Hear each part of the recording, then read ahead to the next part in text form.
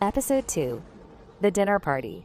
One crisp autumn afternoon, the Sunderlands invited the Watsons, a new family from out of town, to dinner. The Watsons were kind-hearted people, unaware of the dark history of the neighborhood. They arrived at the Sunderland house, greeted warmly by Evelyn, who ushered them inside with a practiced smile. "Dinner is ready," Evelyn said, leading them to the dining room where the long table was set with shining silverware and a rich aroma filled the air.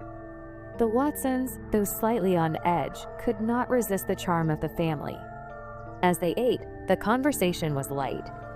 But beneath the polite exchanges, the Sunderland's eyes never left their guests. Benjamin's gaze lingered on Mr. Watson, who noticed but tried to brush it off. Claire, sitting across from Mrs. Watson, toyed with her fork, staring with unsettling intensity. It was when dessert was served that the real game began.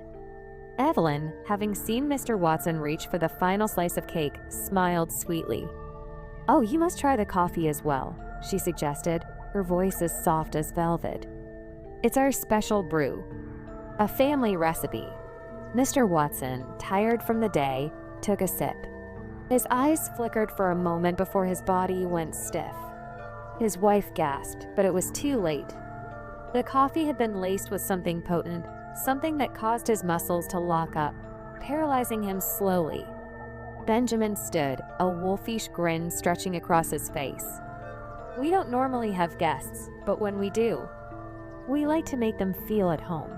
Stephen stood as well, his eyes cold as he moved toward Mr. Watson. "It's a family tradition," he said, his voice empty. Claire smiled faintly, as if she knew something the others didn't. With Mr. Watson unable to move, and his wife too frightened to scream, the Sunderlands made their move. Evelyn pulled a silver blade from beneath the table, its edge catching the light.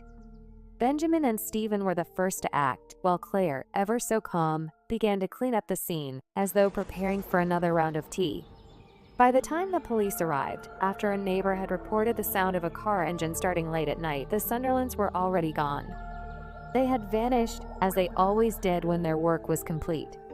The Watsons were never seen again. Their house remained vacant, and the Sunderlands returned to their quiet life on Maple Street. But no one in the neighborhood would ever forget the shadow that lingered over their perfect homes, and the unnatural silence that followed wherever the Sunderlands went.